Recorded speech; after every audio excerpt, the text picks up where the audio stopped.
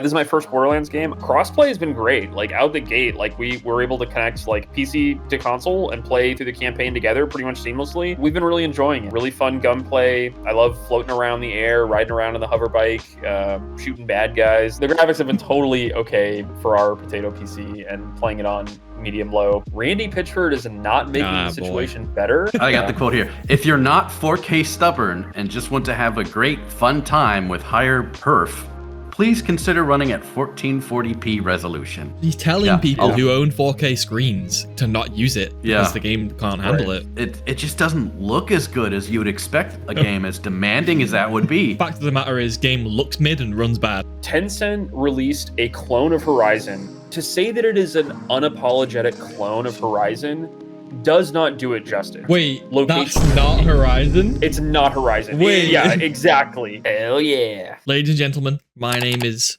Sean. I'm here with Peter and Clyde. Hey, how's it going? Howdy. Hi. Episode 23 of Content Farm. Clyde's back after after a short hiatus from the podcast. Welcome back. I'm back and I feel great about Nintendo. Let's get into it. Oh shit, Jesus Christ. It's already begun. And Peter's picture. Nintendo hater podcast. Anyway, brief summary of the kinds of things we'll go over today. We want to talk about Borderlands. Clyde's played it. I haven't played it, and Peter haven't played it for reasons. For reasons that we'll get into.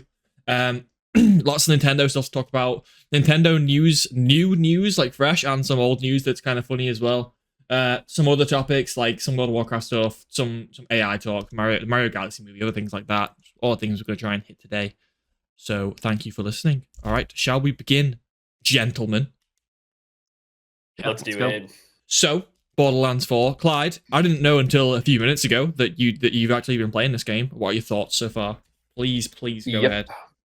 Yeah, I'm happy to dive into it. Yeah, Taylor and I have had a crazy busy week, dealing with family stuff. And in the last 24 hours, we started up a Borderlands 4 campaign, and we've been playing it. This is my first Borderlands game. I've not played Borderlands before, so I'm going in pretty much blind. Like I'm going in pretty much like not knowing what to expect and expecting looter shooter stuff. But yeah, it's been pretty good. I will say I'm playing on PC because I can't play. I am one of the older gentlemen, and I cannot play shooters with a controller. Like if I try to play a shooter using a controller, my brain turns off. It does not like that. It does not like that experience. So I have to use mouse keyboard, and he's playing on console. That is a seamless experience. Like at least that's been our experience. Is like crossplay has been great. Like out the gate, like we were able to connect like PC to console and play through the campaign together pretty much seamlessly. We've been really enjoying it. Yeah, I would say overall my impressions are like really fun gunplay. I love floating around the air, riding around in the hover bike, shooting bad guys. Like overall, I can see why the series is on its fourth iteration. Gunplay feels really polished. There are some not great things, like I'm sure we'll get into. Like the UI is really clunky, menus are really clunky, but like as someone who doesn't typically play these games and is honestly quite bad at them, I find that booting up the game and like shooting bad guys is a good time. It's a fun time, and I can see why the franchise has been successful. That's what you want. That's what you want at the end of the day. Just briefly, like you mentioned the controller thing, not to like get off topic. That's so funny because everyone I know who's like considers himself maybe a boomer gamer, like they say the opposite. They're always like the controller is superior. That's what like a couple of people at my workplace say. But I think that's just because they never. I think they just never play PC games. Like that's why. Like casuals is basically what I'm saying. So because they don't realize the hand holding that controllers do with the auto aim, which is really if the second you turn it off, then they'd start smashing controllers and screaming at their TV sets. That reminds me, when we were in school and playing Black Ops 2 multiplayer like every night after school, so one of our friends told us like, listen, right, you want to be cracked? Like you just need to turn off auto aim. Like trust me guys. And at the time we didn't really know what it was because we were like 12. So we all like turned it off and we were all just getting stomped every lobby. We're so bad now. It's funny. Anyway, Clyde, so you haven't played any Borderlands game before? I've not. My honestly, the closest I've gotten to co-op shooters is stuff like Team Fortress Classic, or I guess now Team Fortress 2 / stuff in like Steam's ecosystem, Counter-Strike, stuff like that. But I've just always found aiming with the mouse so much more precise. And I like the WASD is like strafe. Like I like strafing as opposed to like turning with the stick. Like I do not like turning my body to like that's not my jam. So it's definitely been a very fun experience. The story has not grabbed me, but the gunplay is really solid, and it just feels good to like fight a million hordes of bad guys and like just tear through them with cool abilities and like floating through the air and stuff like that. That feels good, and I enjoy it. Will I still feel the same way in 40 hours? I don't know about that. Like I might be a little like, have you got anything else for me in 40 hours? But like the first 10 hours, I can solidly say we're having a blast. It's a lot of fun. And thankfully we haven't, like our rig isn't super high end. Like this PC is not super high end, but it's run pretty okay. Like I am using frame generation, so it's not like true quality, but it's totally fine. It's totally serviceable. It's run totally fine on console. But I'm also like, I am not a discerning eye when it comes to this. I feel like I'm walking into a nice restaurant and there's like nice food critics that have like refined palates, and I'm just like a slob off the street. It's just like, I don't even know what I'm eating. It just tastes like food, and it's good food. And to me, it's fine. That's not like, it. That's not it. Yeah. Obviously, I understand how you feel, but like, because the thing is, like frame gen and DLSS are tools to be used that make games run really good. But the thing is, if you compare it to just any other game that looks like nicer in a lot of cases than Borderlands 4, like you don't like a rig like mine and definitely Peter's probably doesn't need frame gen or DLSS, but Borderlands 4 it seems to be like necessary if you want like over 60 FPS. That's the difference with that. But anyway, you mentioned like the story, and I think it's funny you said that because I've played all of them apart from one, and I've never cared about the story a single time. Like I have no idea what's going on in any of the stories, which is funny because in Borderlands 3 they started adding this thing that I hate in games where you have to like follow the NPCs around and they walk really slow, but you can't. But you can't. But and Borderlands is a game where you can like sprint and jump and shit, but the NPCs just like walking and speaking, and the implication is that you're supposed to be like walking with them and listening. And I'm like, come on, this is Borderlands. Man. The game Monster is Hunter very Wilds like, was so bad for that. Yeah, Monster Hunter Wilds really bad for that. But but Borderlands is like self-aware of like how crazy it is, like how like fast paced and like ridiculous it is. So the fact that they did that in Borderlands 3 was like, what are we doing? But also, Clyde, you mentioned that you have, like whether you'll feel the same way in like 40 hours or so. But I've got good news for you. Apparently, all those games just are way better in the end game. Apparently. Oh, that's good. Yeah, that's sick. My one beef right now, and I don't want to say it too loudly because I've got Taylor in the other room, and I don't want to poison the well. But my one beef right now is enemy variety is not great. Like, really? Like we are fighting basically the same enemies, like the same robot guys and the same crackhead, the same bad guys, like whoa, jeez. So why do I cancel myself every time we're on this podcast? Like every week, I like find it. I remember. Here come the emails from our crackhead fans. What was the one last week that y'all edited me at? Like 2 weeks ago, y'all edited me hell out of context where I'm like, video games need more school shootings or something like that. God. And y'all like, something ridiculous. No, it wasn't that. If you hadn't said it was something terrible about children. I'm pretty sure we're on an absolute tear with that.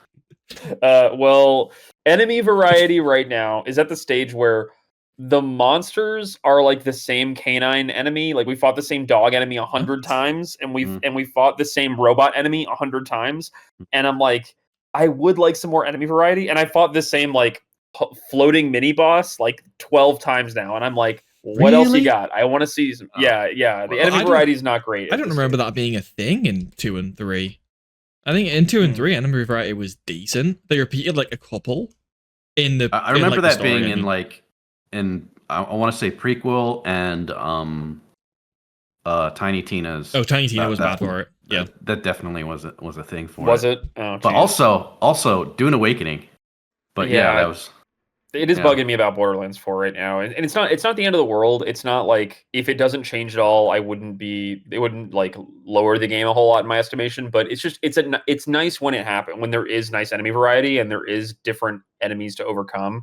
But right now, I would say it's pretty limited. It's like I'm fighting the same humanoid units or the same like robotic humanoid units over and over again, and it does get a little tiresome after a while. I'm starting to feel a very familiar gameplay loop of like walk into area, kill lots of little bad guys, beat one bullet sponge, bigger bad guy, rinse and repeat again and again and again. And I'm starting to feel a little samey here. Not the end of the world, but after 10 hours, I'm like, will this hold my attention to 40 hours? I don't know. But Taylor's a huge fan of the Borderlands games, so he's like super invested. He really, really likes those games. But for me, I'm kind of like, I'm here for the ride and get carried in a shooter. So it's fun.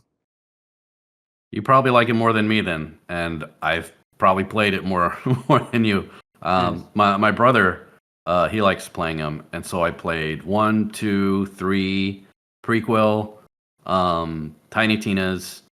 I don't know, maybe there's another one I'm forgetting, but and they all kind of blended together for me. And you either love or you hate the dialogue. Like people were always like, "Oh my god, the characters are so quirky and funny and lovable," and I'm just like, no. I think I lean toward the hate. I think I lean toward the hate side of the spectrum.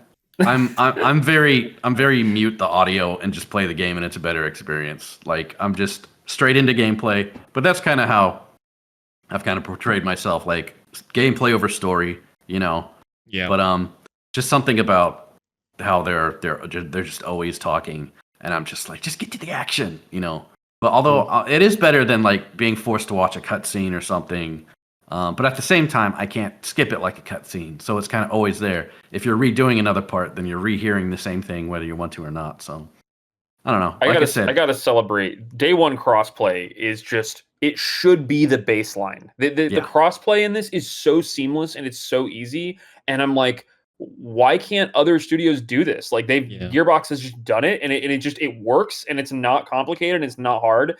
And I'm just like, it's so nice playing a game with seamless crossplay after playing, countless other games this year where crossplay was a pain or even not possible. And it's nice to just boot the game up and crossplay just works out of the box seamlessly. Yeah. That is a nice. It's sad that has to be said in 2025. Like it's sad that like that's still something we have to be like, good job for not screwing up basic connection functionality. But I have to admit, like it is a relief, like that it just works out the box. It is nice. It is sad. It is like you said. It is sad that has to be said in 2025. But credit where credit's due. Other games seem to have issues with crossplay, especially on day one. So it is nice to see that come out. You said Taylor is playing it on console, right? And you're on PC. Yep. Do you experience any like crashing and stuff, or is it all good? We have not had any crashing, lagging, any crazy disconnects, anything like that. Performance has been pretty good across the board. I'm a shameless gamer. I will turn the specs down. I will basically lower every graphical setting to like medium or even low, and then I'll just turn textures up to high, and the game looks totally fine to me and plays totally fine. I turn off motion blur. Taylor's playing on quality, and I think he's targeting 40 FPS or something. I think it's totally reasonable though. It's neither of us are super sweaty competitive gamers, at least when it comes to shooters, and so for us it's probably a pretty standard like normie experience. But no crashing, no like super crazy rollbacks or loss of progress or anything. Have you noticed like the resolution change, like getting low at parts? Or I haven't, but you will note I am wearing my reading glasses, so my eyes are getting worse. So it probably is, the dynamic resolution probably is, and I'm just like, oh man, I need to record gameplay so y'all can see just how hopeless I am. Like we'll be like in combat and I'll be like spinning around wildly being like, who do I shoot? What do I do? I'm too busy trying to not get downed every encounter to like actually pay attention to that kind of thing. Whereas like if I was playing Elden Ring and suddenly the FPS dropped or like, frames dropped or the resolution dropped, I would notice it. I'd be like, hey, what the hell's going on here? But in a shooter, it's just totally different. I'm not in my element, and the performance has been fine. It's been totally serviceable, but I have seen a lot of reports online of people saying like, that it's pushing PCs way too hard, So what I took from what Clyde just said is that the dynamic resolution in Borderlands 4 went so low that Clyde had to strain his eyes so much that he broke his eyes and had to get a glasses prescription. Pretty much, yeah. Pretty much. Ship it and put the text on it. Yeah, he was gaslit into thinking he was blind because it was so bright. That's my headcanon. As long as I'm not playing on controller, I'm happy. But yeah, the graphics have been totally okay for our potato PC and playing it on medium low. But yeah, I mean, I don't know if y'all have talked about it previously, but the one thing that I think is objectively true about the situation about Borderlands 4's launch is that like Randy Pitchford is not making the situation better. We're gonna get like, into it. No. Okay, yeah, okay, sir. yeah. No, sir. He has like Randy Pitchford. Like my friends really like to like side with this guy. Every time he does this, whenever there's like a drama up and coming to one of the games, which is mainly with Borderlands 4, they defend him like, oh, he's just like that. He's just quirky. He's just like odd and funny. And I'm like, okay, that's like, I guess that's kind of charming. But no. This is genuinely. If anyone else said these things, there'd be uproar. Like if Activision said some of these things that we're about to talk about, there would be uproar. But no, this is just the way he thinks it's okay to behave, apparently, as a PR representative for Gearbox or whatever. But basically, I think I forgot to note down like the exact quotes, but they might be like in the topics channel, or I can put them up on screen for viewers. But basically, like the gist of the kind of things he was saying was that he was saying that the game was built. And not only the game was built, but PC players should expect to use DLSS and frame gen in games. And if not, then they're just being stubborn. And the stubbornness thing came back. He also said that people who wanted to play the game in 4K are being stubborn. And he went on a whole thing about how he has a 4K monitor and 1440p is just fine, or like 1440p with like DLSS on quality, etc., like some upscaling or whatever, is fine. So basically what he's doing is he's gaslighting the player base of his own game into believing that the standards that we've built from the quality of other games is actually not real, and that his standard that he's made for his game is correct, and that's what we should all that's the bar that game developers should be aiming for, right? If you can use DLSS and frame gen in combination to get 60 FPS, then that's that's the game. That's a well-made game, according to Randy Pitchford. I think the 4K Super thing, bizarre. The 4K thing really hit a nerve for me. The way he said that people are being stubborn by trying to play it. They're not being stubborn. They bought a 4K fucking monitor. You fucking idiot. Yeah. I got the quote here. If you're not 4K stubborn and just want to have a great fun time with higher perf, please consider running at 1440p resolution. He's telling people who own 4K screens to not use it because the game can't handle it. Yeah. Here's another one. A lot of you are dead set on playing at 4K with ultra max settings and using 2 or 3 year old hardware. Yes. I'm like, because it should run. Yes. Yeah. 2 or 3 hardware isn't very long ago. A 4090 is a 2 or 3 year old hardware. That should be able to do 4K on just about anything. Like comfortably. Yeah. Yeah. Right. And people are having difficulty with that. Like, what is going on? It's such and I think one of the major complaints is that like it just doesn't look as good as you would expect a game as demanding as that would be. That was like my last note. I said the fact of the matter is game looks mid and runs bad. Yeah, it literally looks like one of the older entries in the series, which have been, traditionally very more simplified, kind of, cell shaded kind of, like not very detail oriented. Yeah. It almost going for like a hand painted kind of look, kind of like a Team Fortress kind of thing where it looks stylized, very very stylized and simplified over realistic and overly detailed, I guess. But when I play a game that looks like that, I'm expecting like creamy smoothness. Like when I see games and then we play. Like and then we played Battlefield 6 and it was like smooth as butter, looks amazing, looks fantastic, looks great, awesome textures, great models, great special effects. And then every screenshot I've seen of Borderlands 4, I was like, this is 4? This isn't like 2 or 3 or Yeah. Honestly, I think the thing that shocked me the most about Randy Pitchford in this is just how defensive he's been. Like, it's so weird to like see a CEO like being salty about like people reacting to his product. It's like I don't know. Just it's not a good look. It's not a good look for any creator for when someone gives you critical feedback or like gives you negative feedback for you to just be like, well, just don't like it then, or just get a refund for it, or like I remember one of the things he said that really blew.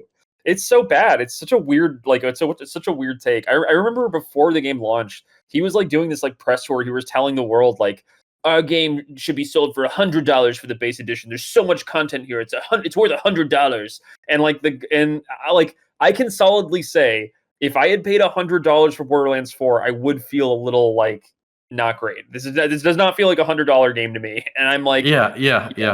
Well, but if you're a real Borderlands fan. Yeah, There's a direct quote. If you're a real Borderlands fan, you'll find a way to make paying $80 happen. Jesus fucking Christ! It's so bad. It's so bad. It's not. But yeah, funny. It's he's not funny. Yeah. He's just a knob. Yeah, it's terrible. He's tripling down. He's very very pirate softwaring right now with what he's doing, and it brings me back to what's the EA quote they got from the Battlefront. Like the most downvoted, the most downvoted post on Reddit. It's like a sense of pride and accomplishment or something. Oh, I forgot. I can't believe I forgot. But it was basically it was something like that. And so I think Randy Pitchford had a similar one where he said I have it written down here.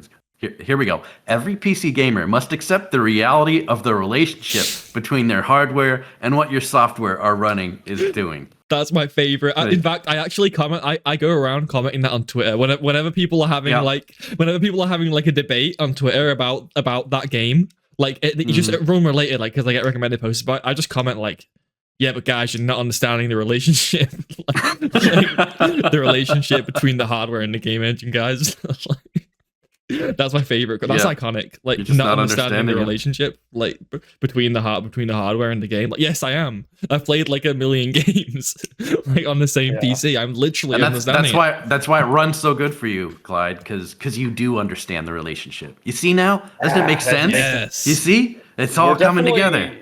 We're definitely in the era of like companies and CEOs and execs saying stupid shit. Like we're definitely in that era right now of like them just like flippantly commenting and sharing their like ridiculous anti-consumer perspectives and getting flamed for it. It's definitely weird. It's definitely a weird time to be like watching the gaming landscape for sure. That refund thing is particularly bad because not just because of the fact that he's telling like players to get refunds. It's the lack of responsibility. That it's very pirate software like. He will say anything to avoid any responsibility from like the development team. So if you don't like the performance and you're not happy with it, that's why the option to refund it exists. You know, you can always just refund it. You can refund it. So basically, he won't admit any fault for the game unless like he may have, and I just haven't seen. Like maybe it's like, you know, I have not like the quiet minority of like the things he's saying. I don't know. But it just seems like he's like averse to taking responsibility. No. Here's another quote. I got less than 1% of 1% of players are filing tickets about performance. So clearly the internet's overblowing it. And I messaged Peter about that as soon as I saw it, and I said, "Who the fuck is filing tickets about the performance? Like no one cares. No one cares that Dear much. Customer support." Like what happens is people go on it, realize it runs like shit, and they just refund it. Like they don't file a ticket. Right. No one files a ticket because what the fuck is filing a ticket going to do? I can't think of a single game I've ever written a ticket about because of performance. It's just refund. No one's going to do that. He knows when he's he knows when he's saying that no one does that. That's such an unheard of thing. You just Clyde, can you imagine a WoW ticket, Clyde, of someone like, WoW isn't running too well on my system. I think I may want to refund it. Steam has good like refund, like under 2 hours, and no matter what you did, if you played for under 2 hours, you can refund the game. So so what everyone's just actually pro tip guys, I have someone I know who does that way too much. Right. I don't know how he's gotten away with it, but apparently he found out that the limit is 2.9 hours. Whoa! As long as you're technically under 2 quote hours, you I see. So you got a little bit of leeway there. So just don't tell your friends though. That's just between you and me. But yeah, I mean, it's great that Steam even does that in the first place. It is. And it makes absolute sense that they'd limit it between like, a time. They don't want you to rent the game, but at the same time, they want you to get enough of the game that you know whether you are interested or not. At a time when, like, I remember I bought a Nintendo game and it was just garbage. I can't remember the title, but it was absolutely disappointed with it. And I'm like, I want to return this, and I could not.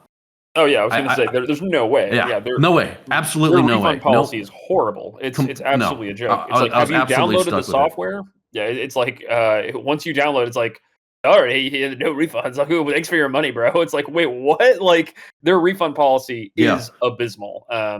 Yeah, and I'm honestly glad that a lot of gamers in the world, in the industry, have celebrated Steam's refund policy, because it is quite generous. It is worth celebrating, and it is worth championing and saying like, hey, this is something that should be extended to a lot of platforms. It is the gold standard right now. It is because they're so good at it, and it's so if you're within 2 weeks, if you're under 2 hours, you're almost guaranteed to get it returned.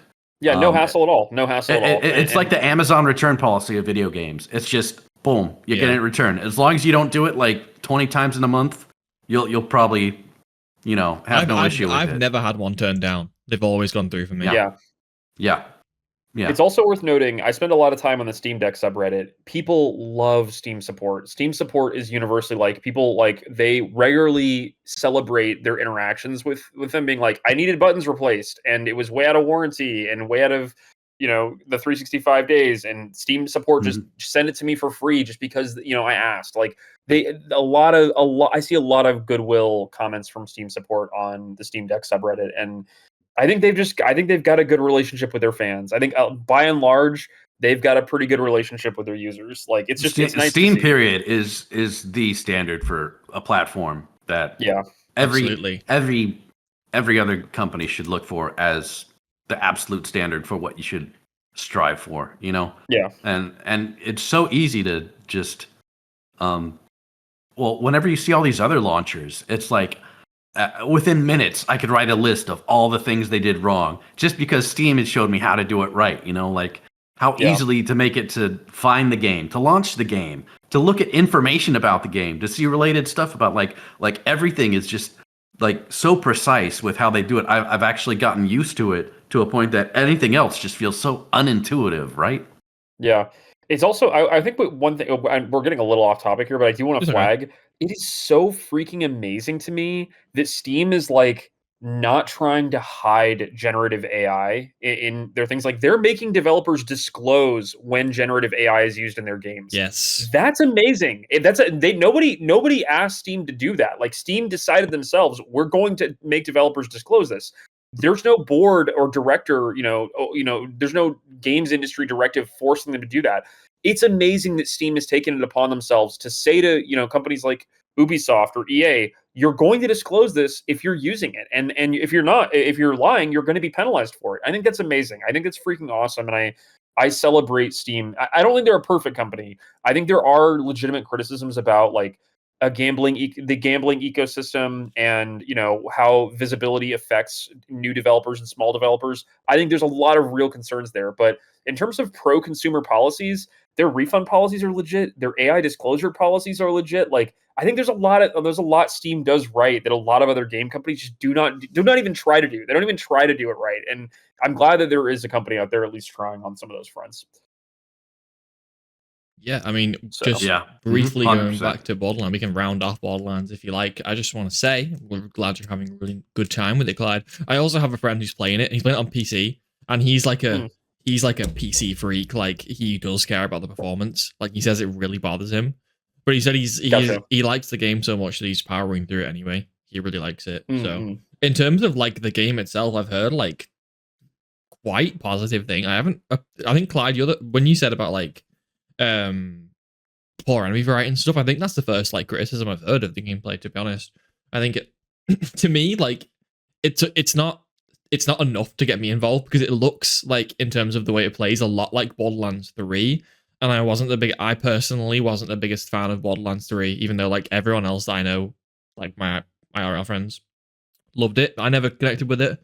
I thought playing through the story was just like horrifically boring to the point where I couldn't sit through it because it was so easy. I think me and Peter talked about this the other week, like how easy some games like Borderlands 3 is. With like the single player, you run through it and you just like pick the gun that has the because like the builds and stuff don't even matter for the whole campaign. You just pick the gun that has the highest damage and you just one shot all the enemies for like for like a long time, for like upwards of 10 hours. And it's like, I don't know if I want to do that. Like, okay, maybe it gets better in the end game, but I don't know if I want to do that. That's why Borderlands 3 didn't land with me. It felt like all of the skills and stuff were inconsequential because they weren't strong enough to like make a difference. And even if they were, the game was just easy anyway. I never used any like abilities really in Borderlands 3. It's funny because all the abilities were just not using your gun. Well, I mean, most of the abilities were not using your gun at some other power, whereas your gun was just, if you were looking at the stats right enough, the most powerful thing you had. Yeah, always. It always was. You almost didn't want to use your abilities because it'd take you away from your gun, right? Exactly, yeah. That's what I'm saying. You're not wrong, and I also I didn't want to voice this because I'm not like, I don't want to dunk on the genre of looter shooters, but I also do feel this dissatisfaction. Like, I have that same dissatisfaction with the core design philosophy of these games, which is like, pick the gun with the highest DPS and use it.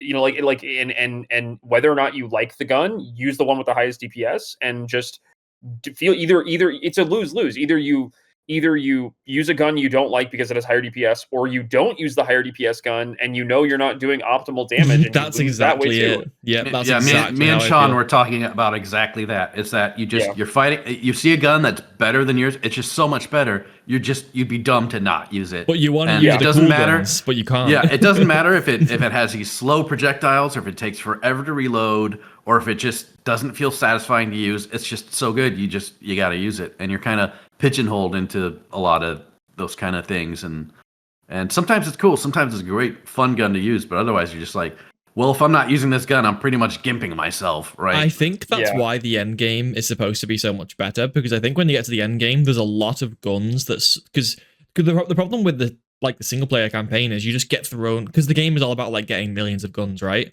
But that is kind of every time you kill a crowd of enemies, it's just piles of guns. But that everywhere. Is a problem in itself because they're all such slop. Like, they're all just like very slightly different, and like most of them are absolutely terrible. Like Peter said, like long reload speeds, slow projectiles, but I think the end game is where like where you get to a point where you have a lot of like efficient guns. So I think that might be why the end game is stronger. I think that makes sense, and I think Clyde, I think you kind of see how it from the MMO perspective, where you just see a bunch of whites and a bunch of greens, and like you'll see a blue here and there, and like those are the really ones you're paying. Otherwise, you're just swimming through all these other ones. Yeah. And but they're the blues and the purples. They're just so good that you know they're the only ones you're looking at. And then at end game, it kind of levels off, and you have more time to pick, and like they're all a bit more closer together. So I think that would make more sense if you start to see what I mean. I'll also add one thing, and y'all may, I'm curious to hear your thoughts on this because you may disagree with me violently. I feel like the game does a really shit job, and I'm saying this is a new Borderlands player. It throws way too much shit at the player too quickly. When Taylor and I are doing the campaign, and we kill something, and it drops 10 guns on the ground, like greens and blues and purples. Yep. It throws so many guns, and I've never played a Borderlands game before, so I don't know the manufacturers. I don't know the mods. I have to read through every gun one at a time, and they all have 3 to 4 mods on them, and some of the mods are like very ambiguous as to what they do, like shock pulse or double armor, and I'm like, I don't know how to evaluate these things, and it makes the process of getting loot, which should be fun and like and exciting, it makes it into a slog. Honestly, it makes it into me feeling like, damn, I have to look at these 10 fucking guns and I don't even know which ones do which and which one I'll even like or use. It just, I mean, it's such a strange flip from like Like going back to MMOs again, you killed a boss, it drops 4 purples, you're like, oh yes, and you look at them as, is it an upgrade? No, okay, and then you're done. But we're just like you said, Borderlands, you just fought this huge crowd. The battlefield is just littered, and they're not even littered. And they're just littered. After you've killed everyone, now you got to wander around and you got to look at all of them. And even if you're just looking for the good ones, it's time consuming, and it's not. It's not particularly enjoyable, Yeah. Like, I want to say, like, this is like, I'm going to compare apples and oranges here, but I want y'all to, follow me for a second. In Hades 1, right, at the beginning of Hades 1, the developers don't throw all the gods, all the boons at the player because they know that would overwhelm them. You can, when you start Hades 1 for the first time and you walk and you go into a room and it gives you a new god power, you can only get either Zeus or Poseidon or one of these 3 or 4 gods because they don't want to throw 20 buffs at the player right out the gate. They go, hey, get used to these 2 or 3 gods and then we'll unlock, Demeter, we'll unlock these other gods, Ares, these other gods. And that is a smart system to not overwhelm the player. In Borderlands 4, they just go ham with like, here's 7 manufacturers and here's 40 mods, and good luck understanding what any of this is. And I'm just like, I look at the DPS number and I try shooting it a couple times and I'm like, I like how this fires. I guess this is my gun now. I don't know what half these mods do, but it is not a nice feeling. I feel like their onboarding is really shit. I feel like the onboarding for new players is not good in Borderlands 4. Like, that is my perspective. It makes complete sense. It's like a whole thing that I think, this is also, again, mainly off topic, but I think we've wrapped Borderlands at this point. Like, this is a thing that old games used to do, but modern games don't. And that's exactly what Clyde just said, where you get shown things at a gradual pace. So that so that by the time you have everything, it felt natural. Like, for example, the new Doom games do this really well. Like, especially Doom Eternal, because by the end of Doom Eternal, you're flying around like a fucking winged demon, like just destroying shit. But it didn't feel like you were overwhelmed at any point because the game was so good at how it showed you all the elements. But then you realize at one point by the end of the game, like, oh my god, I'm a flying winged demon. I'm using like 100 different guns. I know exactly how they all work. I know all the enemy's weak spots. I know everything. Like, I know everything. Oh, that's good. But it was never thrown at you. It was never thrown at you because the game's paced so well. Like, you're always passively learning new things just by playing like the fun missions. And like, I feel like most new games like stop doing that. I remember Halo did it really well as well, because in the first Halo game, you don't see some of the guns until some of the very last levels. Like the shotgun, you don't see until halfway through the campaign in the first Halo game, and which means when you see it, it's like cooler because you're like, oh my god. This is like a new weapon and it's really good against the flood. Like, games don't do that anymore. That's like a thing of the past now. It's a tightrope for sure to walk, because on the one hand, you don't want to like make people artificially wait too long to get new power-ups. But on the other hand, if you do the Borderlands 4 objective or perspective, which is just throw everything at the player immediately, it's like, I don't know what the hell I'm looking at, and I don't even know what the manufacturers mean. Like, Taylor's played all the other Borderlands games, so he knows what the manufacturers generally involve and what they pertain. I don't know that shit though. I'm just like, I don't know what any of these things mean. Like, I don't know what these mods mean. Like, I'm just it's spaghetti for sure. Yeah. To be fair, I don't think the manufacturers make as much difference as just the stats. Like, I think some of them have like leniencies toward whatever or whatnot, but like, you're not even looking at the, like, unless you know what you're looking for. Really, you're just, they just tell you the gist of what they are, but you're still looking at the stats anyways, because in the end, it's just. I always just look at like damage, accuracy, fire rate. That's like it. There's some main things which will make it easier, which is like you said, damage, fire rate is like your god, and then like stuff like ammo. You might just want to glance at every now and then, just make sure you don't have like a 2-shot weapon or something. Yeah. But I forget which one. Was it Tiny Tina's? Something like that. They introduced item level. So that's and I kind of went by that eventually. I just got so tired of looking at stats. I just looked, is the item level significantly higher? Okay, then it's probably better, So that's kind of my kind of cop out, because I really did get fatigued from having to look at all the numbers, and I'm just like, there's I just pick a gun I like. I like the sniper rifle, I like the assault rifle, I like the rocket launcher. So I just look for those weapons with high item levels, and then like I'll pick it up, I'll shoot it, If it's cool, yep, that's it. That's my test. And what's worse about that is as Clyde said, you kind of like do this dance where you're walking around looking at all the guns, trying to skim through the stats, but then you go in the next room and kill everyone and do the exact same thing again. Like it happens. And now there's more guns. And now this gun that you just considered for like 10 minutes, whether you should take it or not, you're now swapping out for a new one. Yeah. That happens that happens so often in Borderlands 3 and Tiny Tina's. Happen constantly. Yeah. I think what's MMOs are really good at this, because when you start the game, you have this stuff that has like bare minimum, if even any stats, usually no stats at all. It's just armor. And then you get something that'll have a single stat on it, you know, and it'll be a low number. And then eventually you'll get stuff with 2 stats on it. And then like as you go, it's slowly adding stats on. And then now you get like secondary stats and you get like unique abilities. Like it slowly piles it on. So like you just, as you play the game, you start to, you know, but MMOs are really, really slow with the climb, so they give you time with it. But like you said, Borderlands, it's just all the stats at once, and like you said, it is overwhelming. And like even like I've played a bunch of the Borderlands, and even I get tired of looking at that stuff. So I can only imagine someone new to it being like, "What is this?"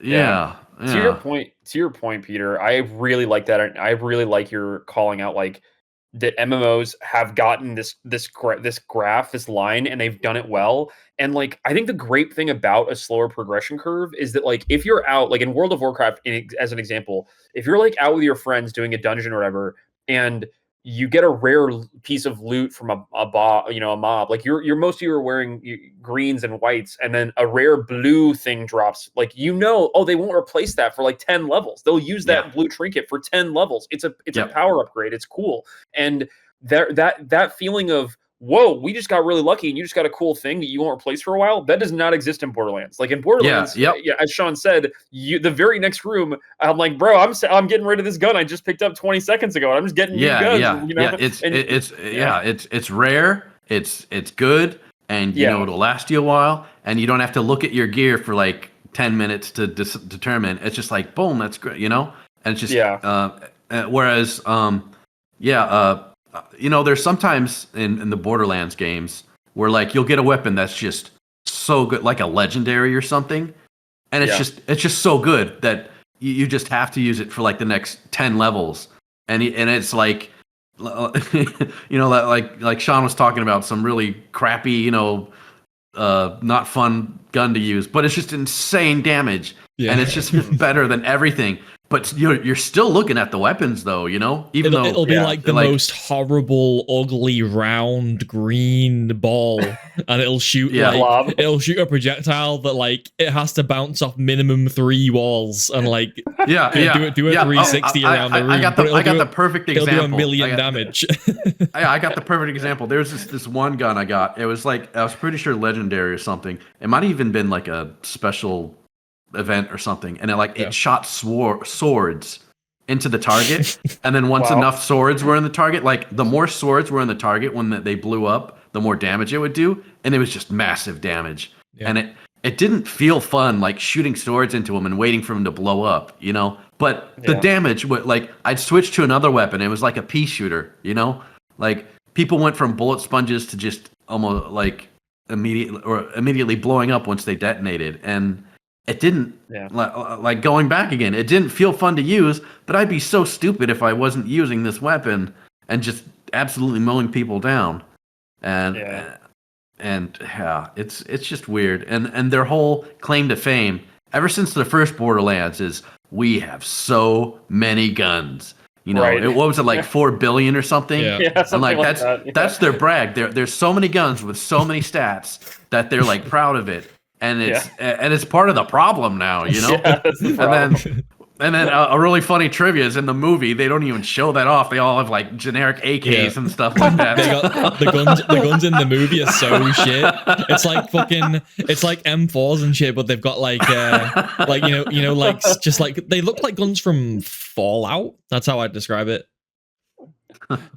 You're telling me there's no loot explosions in the movie? Come on, cowards. Right in the middle of the movie, they take 10 minutes to go over all the guns that dropped, and they slowly compare them with the audience, and you get to call in and vote. That's so funny. No. That's hilarious. Yeah. Check in with me next week when we do this. Yes. I may be sick of Borderlands 4 by then. That'll be the real test. Of yes. Yeah, we'll see. Right now I'm still in the honeymoon phase of this gunplay is fun and it's fun getting new guns, but in a week I might be ready to pull the trigger. So I hope you continue to love it. I hope so. Yeah. I don't ever wish someone gets bored of a game, but yeah, it's definitely a certain style. Some people love it, some people hate it. Yeah. A looter shooter, right? It's technically a looter shooter. Looter shooter, yeah. Yeah, I'd call it that. Yeah. I think that's one of the standout looter shooters. Yeah. It may even be the first looter shooter, maybe. Right? Yeah. Definitely one of those. I know it inspired a lot of games like Destiny and stuff. At least partially. Yeah. It's literally its main point is we got a lot of loot. Loads of loot, like the shiny lights. Loads of loot. They make it all about the loot and the chests that explode and shit. It's cool. It's a very cool idea. It's a good thing to lean into. And I remember Borderlands 2. It's all the things that glowed green were lootable. Whether it had money or ammo. Or a chest with guns, you just go around green, open, green, open, green. Some people just go crazy whenever they're just opening everything. But after a while, I was just like, if I don't need ammo, I'm just gonna leave it. Yeah. But some people love that. Some people think it's overwhelming. Some people just don't care. But yeah, it's just another thing they throw at you. If that was a sneeze. It was a sneeze. I fight my sneeze. I'm one of those sneezer. I'm a holder inner. When I go to sneeze, I'm like, no, don't let it out. I do that. I'm one of those sneezer holder inners. Yeah, it was. You caught it and called it out on stream. Let's go. Yes. I release my sneezes like demons. It's like, yeah, that's the intro. That's funny. Anyway. Speaking of fucking evil demons. Cut him. I want to say how do you feel about Nintendo? Smash cut to that would be so great. That'd actually be so funny. Just face meld me using AI into a demon or something. Just, oh, God. But yeah, speaking of evil fucking disgusting demons, I want to talk about some of this Nintendo stuff, especially with Clyde, because I know Clyde, you're into your Nintendo stuff. So there's two things. Nathan put me onto this Pokemon game, Pokemon Legends Z to A, or Z to A if I'm using Pokemon Za. Pokemon Za. Yeah. Pokemon Za. Pokemon Legends Za. Legends Za. Legends Za. Pokemon Za. You getting a Pokemon Za? Right, well, that's the next fucking game that's supposed to come out in October. And when Nathan explained to me how the pricing for this worked, my jaw hit the fucking ground. My jaw slammed through the ground to the core of the earth. Right? Yeah. So basically, it's obviously a £70 Nintendo standard game. I assume, unless I'm lying. But anyway, full price game. No doubt. But what it turns out has happened is they've already announced, is it one or more than one $30 DLCs on day one? I think there will be one available day one, but there will be probably multiple follow-up DLCs. And not only that, but obviously, if you want to take full advantage of the content, you're going to have to pay for Nintendo Online as well, which means you're easily paying over $100 if you want the full experience of the game. And when I heard about that, I was like, oh my God, that might be... I've heard of, I've seen some bad pricing before, especially from Nintendo, with, the Tears of the Kingdom the Breath of the Wild and Tears of the Kingdom upgrades being, full price. But yeah, oh my God, this is next level. Over $100 for the full content is kind of unbelievable. But also I've seen it happen in a sense of people make those special editions that are over $100, but that's usually some stuff that's insignificant, right? But I don't think this is. I think this DLC is some OG Pokemon and shit. I think so. It's a bit more substantial than that, but anyway, just the fact that it costs that much money, I think, is unbelievable to me. How gross is it that we're at an age where as they're making the game, they're this won't be part of the base game. We'll make them pay extra for it. Yeah, I was just thinking that. I was just DLC back in my day. Back in my day, DLC was stuff they made after they made the game, which was extra because they put effort into it that was outside of the base game. Therefore, they wanted money to justify putting in the extra effort. That's what it's supposed to be. That's what DLC means. Yes. Versus late just content, like basically carving out parts of the what they've already made and then saying, well, you'll have to pay more for this. Like, Yep. it's and the thing is, it's super shit. Right. And what's funny is that they could just like, they could have worked on it during the game and just like saved it for like 3 months later and then busted it out and been like, oh here's this. Yeah, that would have made way more sense. And that would have been, that would have been far more accepted. It would have still been scummy, but like at least I could have seen that would have gone down way better. Yeah, it would have gone down way better just because. And if you think about it, if they just didn't do that DLC during the game, if they spent that time working on the game and then they spent time on the DLC after the game, like it just makes more sense to work on the DLC after the game, after the core game, because you'll have a better core game. So it's just, any way you look at it, it's scummy, it's bad practice, it's bad for the game, bad for the user. It's terrible. It's insulting. It's like day one DLC is just insulting. It's like they expect us to believe like this is that like they didn't just take content away from the base game to like resell it to us. Like it's terrible. It's not. And it's never cheap either. If it was like $1 or $2, I'd be like, no big deal, whatever. But it's always something like the base game's $60 and the DLC is like 15 or something, and it's like, okay, this is a quarter of the cost of the game. Are you adding a quarter of the content of the game? No. Most of the time, no. Right? No, they're not. At all. There's one more layer here that I want to touch on that I think is really sinister, which is that like in the case of Pokemon, they're gatekeeping some of people's favorite Pokemon behind this paid DLC. Like, oh, you like this particular Mega Evolution? You got to pay for the DLC to have that. And it's like, that really sucks that like they're like gatekeeping people's favorite characters or content behind extra paid add-ons. Like it's not enough for them to pay the $70 entry fee. It's like throw us even more money to get your favorite Mega Evolution or whatever. It just doesn't. It feels yucky. It feels not nice. Like it's so bad. There's definitely like shades of the worst DLC. Like there's like cosmetics and stuff, which is like completely optional. Then there's like stages and like additional campaigns or whatever. But I think the worst is like you said, like extra characters and like like playable like fighting games. I thought it was terrible that they have DLC characters that are like some of the best characters in the fighting games, and they're DLC characters, so you gotta play to play them. I remember and speaking of day one DLC and buying fighting characters, I remember, was it Street Fighter 5 or something? They started out with like 10 or 8, and then like on either side of those 8 was like a whole bunch of question mark blocks. We're talking like 16 of them, a bunch. Wow. And so nice. Day one they had like more DLC characters than core characters. Jeez. As the game launched. Horrible. Yeah. And so yeah. I feel bad for the parents that like, their kid's favorite Pokemon is gated behind DLC. So it's not enough for these parents to fork over the money for the game. It's like, if you want to make your kid happy, then you have to buy this DLC. And it's like, man, like it sucks. It That's sucks such a horrible way of looking at it. Oh my God. Yeah. It's like they're weaponizing this shit on people. They're weaponizing this shit against people. And it's like, I don't know. I've said this before on YouTube and I will say it again.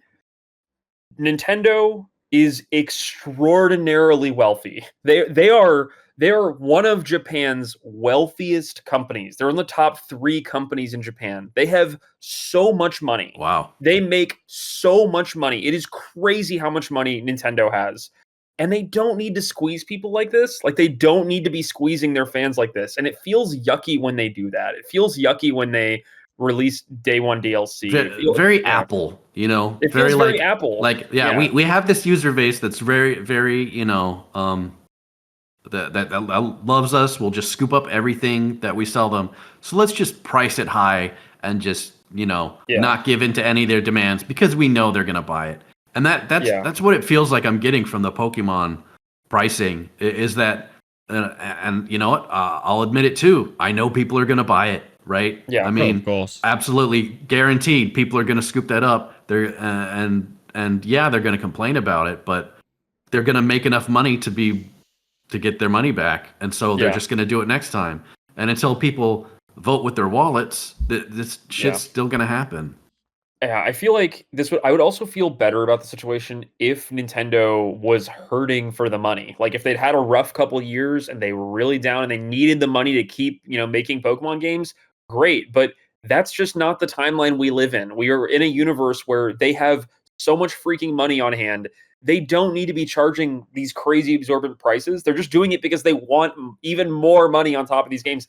And it's just, I could foam at the mouth talking about this topic for hours on end, and I will spare y'all. But it's just very gross to me to see them weaponizing specific Pokemon and specific like cute characters. Like the whole concept of like like locking these cute characters behind DLC is already gross enough. But like, I already know there's going to be kids going to their parents being like, "Mom, I played the game and I didn't have, I couldn't get my favorite Pokemon in the game. What the hell?" And they're going to have to buy even more shit. To get they're not just locking down the characters. They're locking down the game, the concept of the game itself. Like this whole lawsuit with Pal World, a company saw that there was a market with people who like Pokemon but didn't like where the games were going. They're like, okay, let's make a better Pokemon game without the Pokemon, and they did. And now, Nintendo's trying to shut them down, literally making up patents in the middle of the lawsuit to try to cover this crap. And people are seeing it. They're starting to wise up to Nintendo being, Nintendo, right? That's terrible. It's so bad. It really sucks. And I think the ecosystem right now. Sorry, Sean. Did you have something you wanted to say? Oh, I feel like I cut you off. Continue. I feel like we're in a very, very weird timeline for Nintendo Switch 2 right now, which is that like a lot of people have bought the Nintendo Switch 2 and right now people will look back on this in a year or 2 years and the landscape for the Switch 2 will be totally different. But right now there is no Zelda game, there is no Mario game. We are in a time where the only games on this console are the Donkey Kong game, which is a good game, but is it the strong brand? I don't know about that. And there's the Mario Kart game, which is interesting, but people have seen it before. So they're releasing these games right now at a time when all the Nintendo fans are going, where is Zelda? Where is Mario? And Nintendo is mums the word. They're like, they haven't shown off Zelda. They haven't shown off Mario. They haven't announced them yet. So people are very prickly when it comes to like value proposition.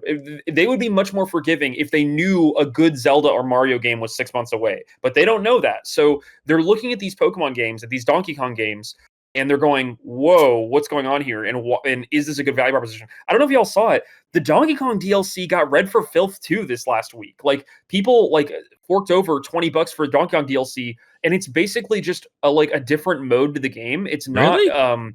It's not the more mainline content. It's like a different challenge mode to the game. And people are like, why? This feels overpriced and BS. And I've seen a lot of people soured on it. Yes, yeah, definitely look that story up too.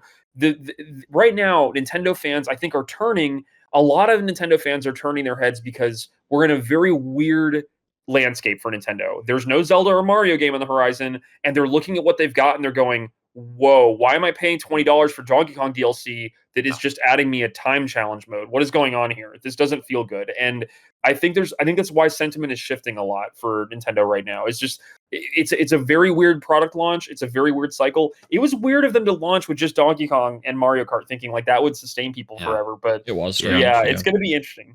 It's going to be interesting to see. It's unique for you, Nintendo, because like any other console, and you don't expect like, sure, there'll be some series that you're looking forward to, but you don't expect like any specific game for a specific console. I mean, maybe a Halo on an Xbox console is kind of an exception, but generally Nintendo is like, there's these series that you're looking forward to. Like they're the Disney of video game companies, right? They have these series that people are absolutely expecting, versus any other console. So for them to just drop the ball like that on it, especially for a new console, which is such, for Nintendo is huge because they have some of the longest gaps between consoles, right? Exactly. And think of how much goodwill they got in rewind your brain to when the original Switch 1 launched. That it basically only launched with Breath of the Wild, and think of how much mileage they got off Breath of the Wild. That carried them for months of people just playing Breath of the Wild, enjoying Breath of the Wild, talking about Breath of the Wild. But here, is Donkey Kong really going to carry the console for the next 6 months? I don't know about that, man. Like, I don't know if like it's going to be the same, connection to gamers. And I'm very curious to see how the sentiment continues to move around as the months become longer. And yeah, I hope Metroid Prime 4 is good. I really, really hope it's good, especially because Metroid Prime fans, they need a win, man. Metroid Prime fans need a freaking win. Like, I am hopeful for them. But yeah, to return to the original point, this DLC monetization for Pokemon Legends ZA is gross. It is not nice. Day one DLC as a practice is gross, but here it feels especially predatory when it involves cute characters aimed at children. I do not like it. I don't feel good about it. Big red flag. 100%. Yeah. Yeah. Just to bash on that game one more time though. Like, I think you sent me the picture, Clyde, of my last note on that game is terrible fucking graphics with 2D fucking balcony. Why do I swear? Why do I swear so much? Why do I curse so much in the fucking notes? Like, seriously, I was mad when I was like typing that shit. Yeah, and for peek behind the curtain, Sean did not know about Balcony Gate until like 20 minutes ago. So he's just now learning about Balcony Gate, about the graphic, like no 3D polygons. Pokemon Legends ZA is using polygons in the same way that games did on DS when I was growing up, like the original like Transformers games. That's what buildings used to look like, with the single polygon rectangle or cuboid. That, like, we're going back to that apparently in this $100 game. Right. Like, come on, if you're gonna charge $100, at least make it the best game of all time. Like, right. You're on a Switch 2 now. The Switch 2 is like more powerful, significantly more powerful than a Steam Deck. Make that shit look fantastic. Like, come on. Oh my god. Doors should not just be flat planes at this point. Like, come on. I know it's Pokemon, but I don't care. You can make it look like Pokemon still. Like, but I swear the last one I played, it might have been the first one where it was like 3D, walking like was it like Atreus or. I don't know, but I remember even that game had like, I think it had some detail, like it had like building details in it and shit. Yeah, Arceus, Pokemon Arceus. Arceus. Yeah, I remember that game got crapped on for terrible performance, bugs, bad graphics. Yeah, like that was like it was just another turning point of, is this what Pokemon has become? Right. and people were like, yeah, it's just an outlier. And then now we see this next game coming up and it's like, yep, same slop. Yep. They know they'll get away with it too. That's the thing. They will. They will get away with most things, unfortunately. Yeah. Mm-hmm.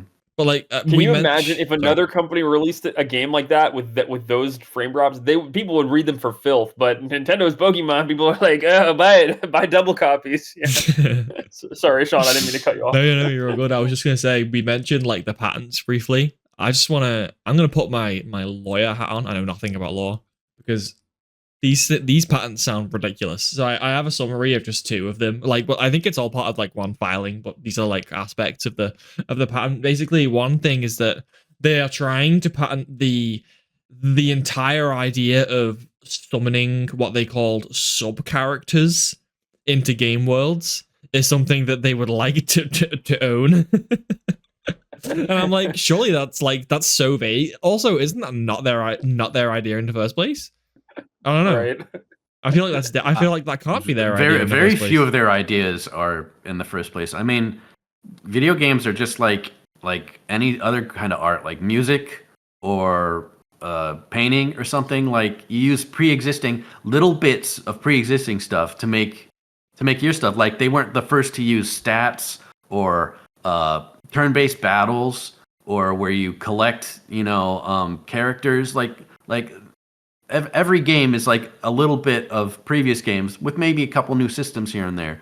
And like the fact that they're trying to trademark and copyright this stuff, that even people like me and you guys can just pull from our heads all these titles that have been, in existence for years before they pulled this shit, Yeah. Like, we're no experts, but even we can pull out examples that are like, no, you weren't the first. Isn't Digimon older? Is Digimon older?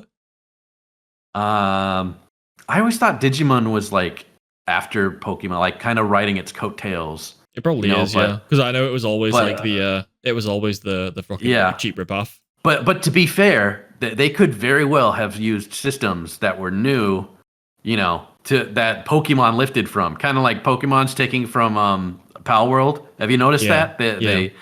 Now for people who aren't in the know, so obviously Nintendo hated Pal World for ripping on Pokemon, and Pal World has its own little make a base thing. So now Nintendo is making their version of Pokemon where you make your base, and you set your Pokemon on tasks and stuff like that. And so they were complaining about that, and now they're just taking it. So it's just so scummy. Well, they should they should file a patent then. There you go. Yeah. This guy's got his lawyer hat on. I was about to say I don't think you can patent fucking base building, but they're also trying to patent fucking catching things in the ball. That's the next thing on the list. Right. The next thing on the list was what was the other one? Flying. Using your pet to fly or something, like riding in general. Yeah, riding. Like like what? Yeah, so crazy. Like Pal World had to change it to where like all the pets are just gliders now. You can't actually ride them because Nintendo. Like what? But you can't ride them. Like what? Right. I think World of Warcraft may have a bone to pick with them on that. No. Sorry, Harry Potter. No riding hippogriffs for you. Yeah. There's too many examples of mounts. Yeah. And I know Clyde knows this, but I don't know if Sean knows it. But World of Warcraft at some point had its own little pet battle. It did. System integrated into it at some point. I have actually played with this, because I remember I got one for activating the free authenticator. You get a pet. Right. Oh, yeah. That was the first time I had one, and I was like, wait, what the fuck are all these, like, what's this pet thing? Like, what's this pet mechanic? and then I saw that you can like queue up. I think, could you queue like a PvP queue to like duel I know pets? you could play other players, you could play NPCs. They had like daily quests for them and stuff. Yeah, so I actually do know this World of Warcraft fact for the first time ever. I was aware of that. Yeah.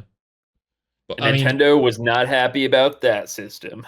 No, they would retroactively sue Activision. Yeah, they would sue the shit up. We'll see how that goes. Yeah. I don't know. Maybe Activision has some patents on the Nintendo from that one. We'll see. Activision, if they have people queuing up for pet battles, maybe that was something. Nintendo coming after the concept of having pets. 40% of humankind is in prison. Oh, the memes coming from that are absolutely delicious. Really? Good. Yeah. Good. Yeah, like just people throwing out coffee. It's like 2026 throwing out my coffee because Nintendo doesn't like homebrew or something like that. Yeah. I saw a really funny one last night where there was a guy on r/gaming that was like, I want to make a video game. What kind of game should I make? And people were just like, bro, whatever you do, make sure it has summoning mechanics in it. And people were like, guy, for this is so funny. They're like, it's got to have summoning mechanics right now. It's like it's the hotness to talk about. Wait, Clyde, Elden Ring's fucking cooked. So are all the Dark Souls games. They are. I think they're all hella cooked. Spirit summons are not canon. Cooked. Oh my god. They use the word summoning. They're right in the line of fire. Right. Yeah. It's crazy. Like, I don't know.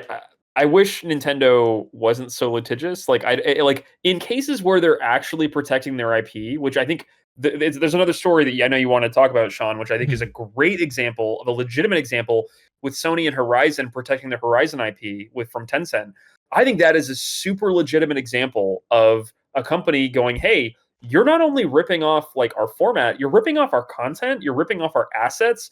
That is a clear example. I'm actually not familiar with that one. I wrote it down in the notes because someone mentioned it, but if someone could explain it to me, that would be great. Oh yeah, absolutely. The Sony, the Horizon Zero Dawn situation. I'm assuming you're referring to Horizon, like as in the franchise, right? Yeah. Yeah. Okay. Yeah. Can we take a break real fast? I gotta hit the bathroom. Hey, we got Peter back.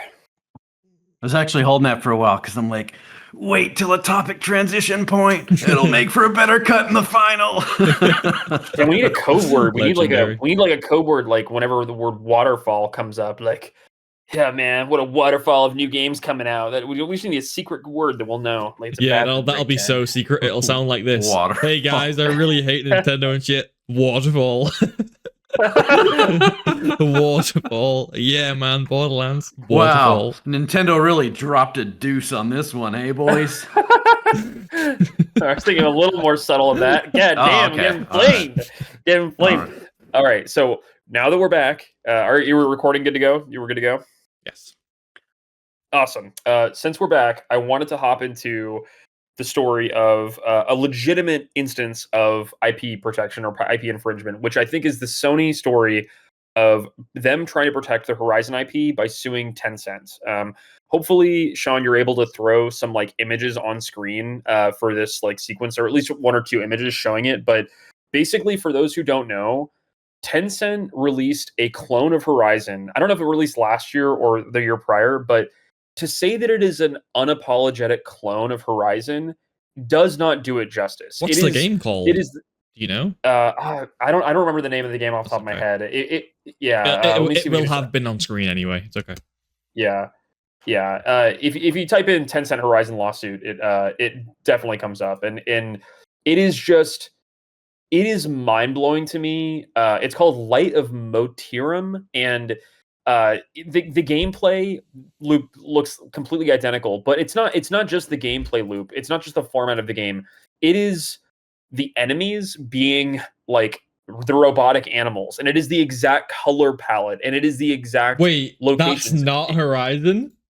It's not Horizon. Wait. Yeah, exactly. Wait, yeah, what? That's yeah. Wait, the main characters. The protagonist is the same. Pretty much. It is. I don't know what image you're looking at, but she actually had red hair too. Yeah, she has red hair. I'm just looking at like the cover. Okay. What the fuck? Using the whole bow and arrows, and they unapologetically ripped those assets as close as they could without literally dumping the assets from Horizon. Wait, that's just trolling. Yeah, it is. I know, yeah. That's just trolling. Oh my god. Yeah, it's like, I think this is a great example of a company clearly trying to protect their IP, and I think it is a valid instance of them trying to protect their IP.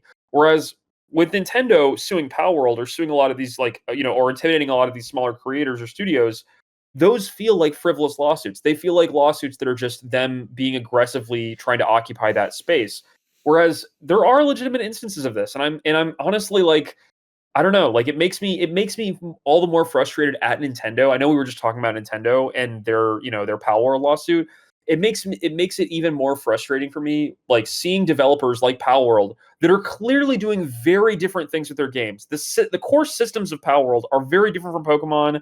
Yeah, some of the monsters vaguely look like Pokemon, but I mean that's just cartoon characters at this point, and Nintendo doesn't own cartoon characters. No, and it bugs me. But yeah, for anyone who wants to see a textbook example of like IP infringement or companies really towing the line of IP infringement, I think the Light of Motorum case is gonna be one of those, and I'm glad Sony's going after Tencent. It's ridiculous, and the screenshots should speak for themselves. I can't believe they thought they could release that game.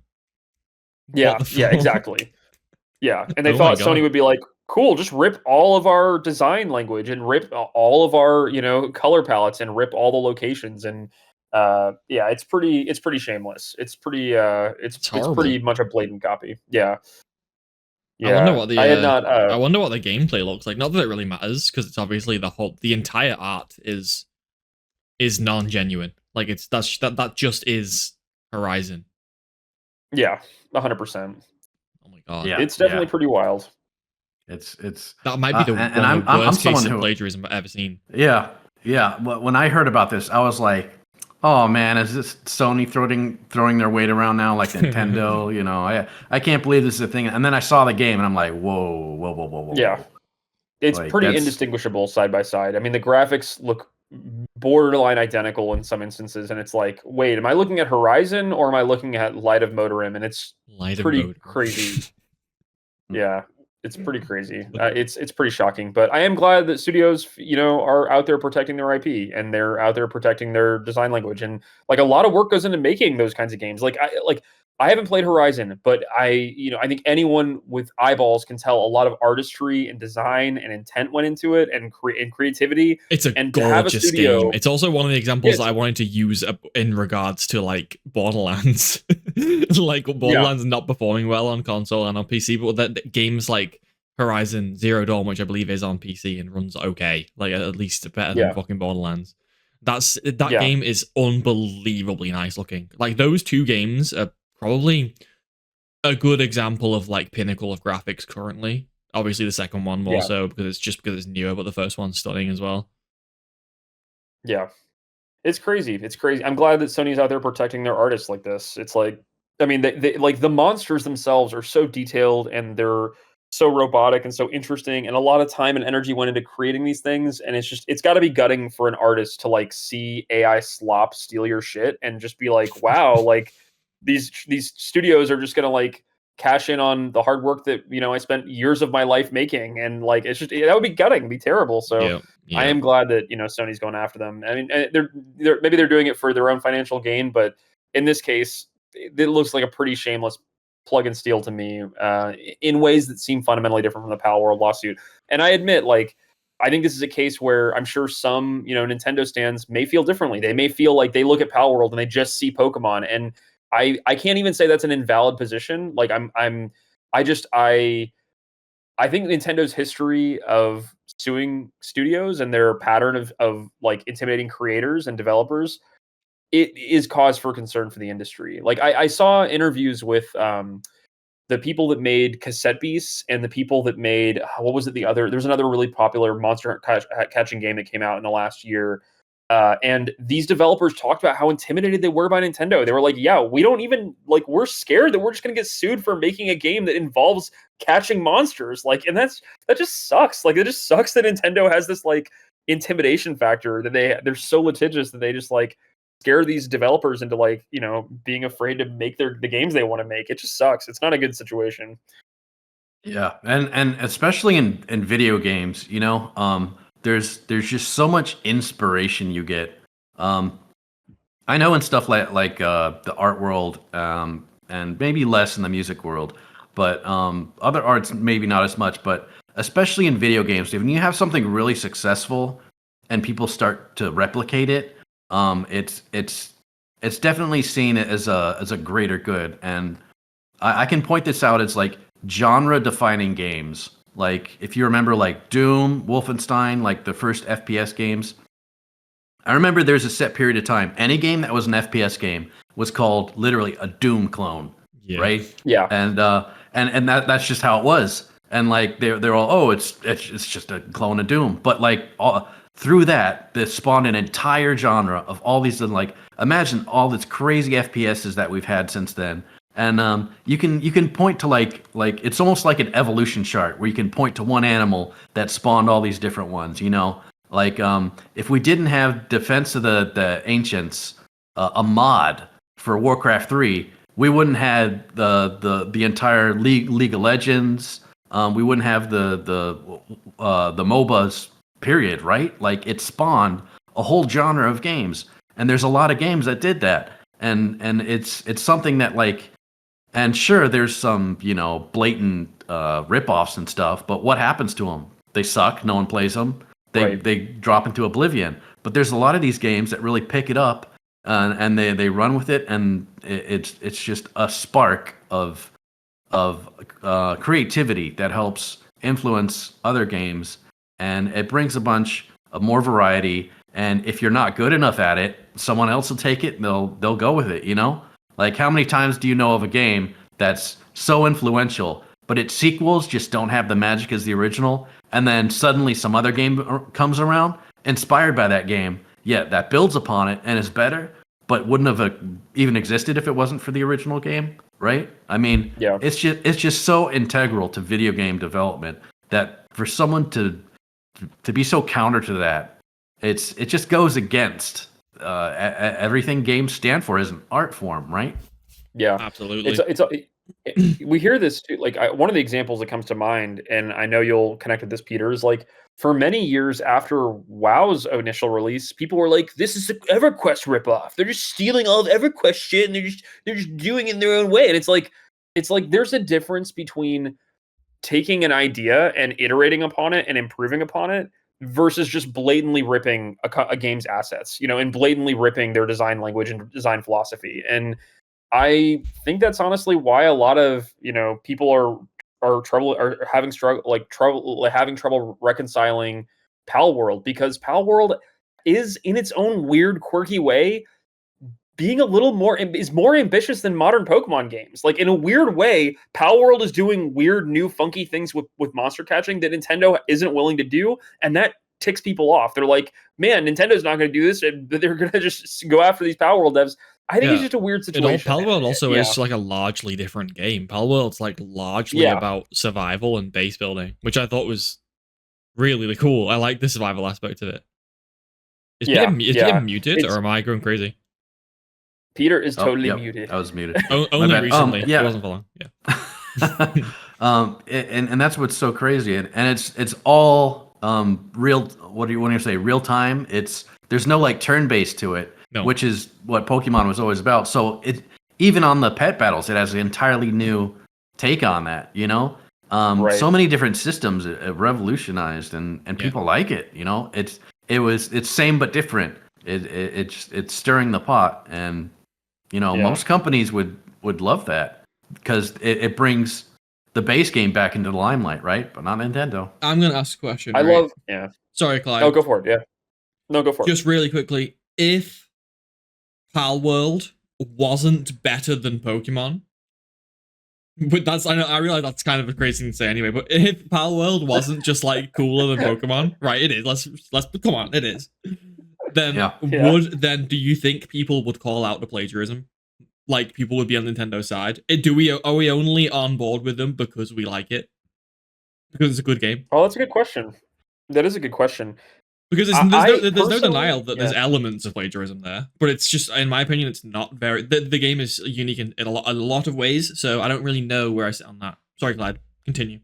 No, that's a good point, and I think it's good of you to call that out. That there are elements that are clearly leaning on Pokemon's, iconography. Like, some of their characters are like that. However, I mean, it is also fair to say that like Pokemon and Nintendo should not own a monopoly on all cartoon creatures. Like, they should not. So, like, to say that Pal World leans on it and should be penalized for it, I don't know if I agree. I don't know if I go that far, but yeah, I think you're right in one sense that, like, if the game was totally shit, we would be having a very different conversation. We'd be going, oh man, it'd be very different. But because it's ambitious, because it is combining very interesting, disparate elements into make a very unique experience that is very divorced from normal Pokemon games, it is a more, it is a more interesting philosophical question. But I totally reject the claim that like Pokemon, like all cute cartoon creatures are property of Nintendo. That I completely reject, and I think that that's a totally BS argument. And like, no matter what people design in the next 10, 20, 50 years of gaming, there will always be people designing cute cartoon creatures and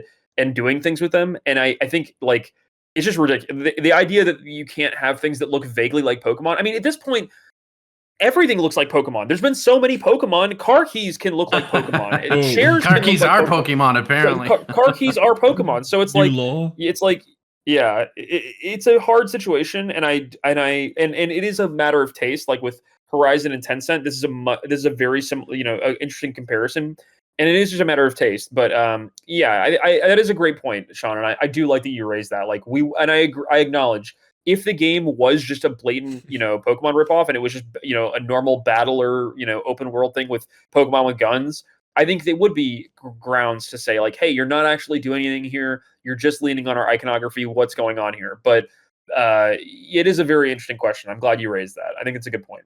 It's ambitious in places where Nintendo didn't want to be ambitious or didn't care to. Yeah. Or never will be. They never will be in those ways. Like there's never going to be a timeline where Nintendo adds guns to Pokemon. That's never going to happen. So like, well, they needed to be ambitious too. I think getting back to the core of your question is, would we be talking about it if it sucked? And like, I think that's the whole point of it, is that it didn't suck. Because if it looked exactly like it did, and if it was terrible, then people would say, well, it's just trying to use the Pokemon franchise as a jumping point, because they didn't put any effort in the gameplay. And that would kind of be true, right? Like, if you're just taking the Pokemon stuff and hoping that's enough to sell it, and not putting an investment in actually revolutionizing the gameplay, then yeah, you deserve for people to shit on you. But if you take that same concept and you say, let's improve upon it, let's go in directions that they wouldn't dare go to and see how it works. Like, that's obviously why we're talking about it. And and so just that it is good. It is kind of why we're talking about it. And and it's because they were able to make it good. That's why we're able to, and because Pokemon has gotten so bad recently, right? Yeah. The bar is quite low. It is factual to say World of Warcraft was inspired by many of the systems in EverQuest, but it is not true to say that it is a shameless EverQuest ripoff. That is not true. It was inspired by. Oh, really? Okay. We're going deep MMO lore now. There were people. It was a precursor to WoW. It was a huge MMO that had a really dedicated fan base. A very different kind of game, and tempo was different, but. World of Warcraft modernized the formula. They refined a lot of the systems. They added really cool ideas and systems to the game. And even with all that, people accused World of Warcraft of being an EverQuest ripoff. And it's like, it was definitely inspired by EverQuest. It definitely leaned on some EverQuest ideas, but it brought enough new to the table. There's a reason World of Warcraft endured and EverQuest didn't. That's so true. It's like natural selection. Yep. Yeah. Speaking of World of Warcraft, we're running a bit short on time, but I seem to have put World of Warcraft in my notes. Did one of you have like a World of Warcraft thing you want to talk about? Absolutely, bro. All the private servers are getting cease and desist off freaking Turtle WoW and like Blizzard, that's a big deal. It is a big deal, and it sucks. It sucks that this is happening. Like, people assumed that like we'd have moved past this, but in the last like 3 weeks, a flurry of private servers have announced they are taking their servers offline because they've gotten pressure either publicly or privately from Blizzard, either saying you're going to get a cease and desist or one is on its way to you. And as a result, several notable WoW private servers have been taken offline recently. The big one, the one that most people know of, is Turtle WoW. Turtle WoW being taken offline was a huge exclamation point. It had been running for a long time. It had a really strong, dedicated fan base. I've had people in the comment section of my videos saying, I love Turtle WoW. Turtle WoW is how I play WoW. It is my go-to WoW experience now. And it announced it got a cease and desist. And Blizzard is seemingly tightening the belt on these private servers, and there's now a flurry of them getting hit with cease and desist. That was what I wanted to flag. I just acknowledge, like, I didn't want anybody to get read for filth and ignoring it. It is a serious issue. It is an unfortunate issue. It's one that requires a broader conversation, and it's happening right now, and it's worth acknowledging for sure. So I'm gonna ask the obvious idiot questions, non-World of Warcraft questions again. So when you say private servers, I assume you are referring to obviously non-official servers that change the game in some way.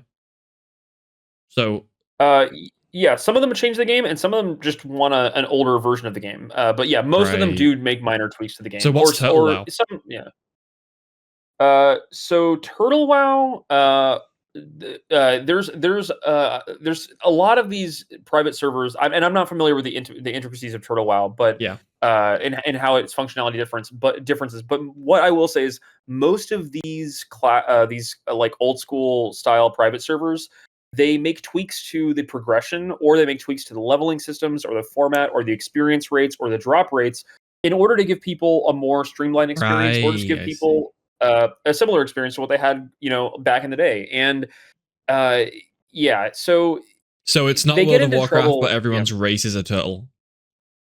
I don't know. Is that the case? Is that really the case? No, I don't know. It's literally just a name. It's like it's just a name. I was like, you just blew my mind there, Sean. I was like, wait, I didn't know that everyone. Clyde was considering that was true. Wait, what? Maybe I need to play. That was like, I was like, wait, if everyone's a turtle, then do we all get turtle racials? What are turtle racials? I think Turtle WoW in particular is one of these like really big private server communities that they also solicited like donations, and they solicited money to keep the servers going. And I don't know if they also sold microtransactions in the game. That gets a lot of people in trouble. I will say the one story on this front that like I always go to that is always so funny to me is Poke MMO. Are y'all familiar with Poke MMO? Do you know what I mean when I talk about Poke MMO? Do you have any idea what that is? No. Go. Okay. A team of people made a client that allows people to play generations like 1 to 4 of Pokemon online, and it has like a fully functional cash shop. It has a fully functional event system. There are tens of thousands of people playing Poke MMO constantly. It is like a online PvP open world Poke MMO where all the things are connected. And the way that Poke MMO has gotten around Nintendo's wrath is that their client doesn't supply any ROMs at all. It is just a client that people have to download and put the ROMs into the client to make the functionality work. And that is how they've dodged we're not providing anything illegal. We just create a client that just happens to like work with these ROMs and add functionality to these ROMs. So it's interesting to me when we get into situations like Turtle WoW, where they are soliciting donations, they're making an income off the game, and it makes you wonder like, what safeguards can these small indie teams or private server teams engage in to actually shield themselves from lawsuit reprisals? I find this to be an interesting question, but the fact that y'all haven't heard Poke MMO, man, y'all gotta Google when we get off this call. Google Poke MMO. It will blow your mind that this exists. You'll be like, this is the game I wanted from my childhood, and it's actually real. Like it will blow your mind. It'll actually blow your mind. Yeah, that's cool. It's pretty crazy, yeah. But that is I just wanted to flag Turtle WoW being shut down, and several other notable ones were being shut down as well. And it is mucho sad to see that Blizzard is going this route and going into this. But I also don't know the details. Like, it could be entirely possible that Turtle WoW is providing assets or things like that. But yeah, just a very I wasn't expecting that. Like when I saw you when you talk about World of Warcraft, I thought it was like something small, but that's kind of a big deal. Like, especially for those kind of like old game private servers are a huge part of like the community and stuff. Yeah, that's I mean, if I could, back when there wasn't classic WoW, I guess I'll have to explain this to Sean. I don't know if he knows about it, but WoW has gone through a lot of expansions.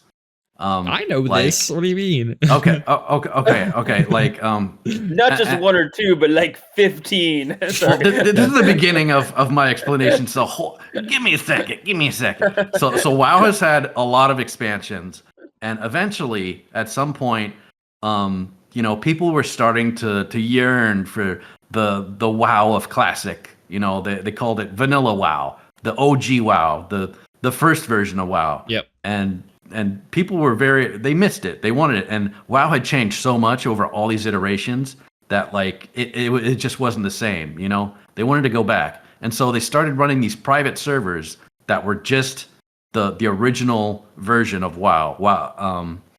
WoW, like I said, WoW Vanilla was what they called it. And so so that had gone on, and Blizzard was pretty, no hands, they just kind of let it go. Yeah. Apparently they knew about it, but they just, it wasn't impacting their retail because it was just such a different crowd. And so eventually, and there was even a quip, someone brought it up at one of the BlizzCons, and, like, why won't you guys run WoW, vanilla WoW servers? And they have a quote, and correct me if I'm wrong, Clyde. It was something like, "You think you want it, but you don't." No, right. No. Yeah. That was even to a fan's face. Like, that was a fan being like, "Hey, I paid so much money to come here, and I really love your games. Like, would you ever consider making making classic servers?" And Jalen Brack had the audacity to be like, "You confused, stupid little boy of a fan. Oh, you don't actually want that." You it's like simple-minded fool. Talk about CEOs being douchebags. Yeah. Like, this is a CEO being a douchebag. Like, dang, completely dismissive of it. Yeah, and so not more than what, like maybe a year or two later, like they launch Classic WoW, the official versions of the server. So even they had to bend the knee to the fact that these people existed, and that wouldn't have happened if it weren't for these vanilla servers that proved that there was an audience for it. True. And Turtle WoW was one of them. And Turtle WoW is different because like people who are classic, they're really nitpicky about this is how it was. This is how it was back in the day. You know, it had this bug and this thing. But Turtle WoW, like they add stuff, like they'll add dungeons, they'll add things that weren't original, and people kind of like that. And you could love it or hate it, but it existed, and they did a good job of it too. But like I said, Blizzard had been very, even after they did the classic servers, they still let these private servers go, possibly out of respect for just realizing that this is what brought it to their attention, So it just goes, on one hand, yes, they were influential in bringing about Blizzard to actually bringing an official classic, but at the same time, like now we have it where they're starting to stomp them out, and like it's completely disrespectful and against literally what they stand for, right? Yeah.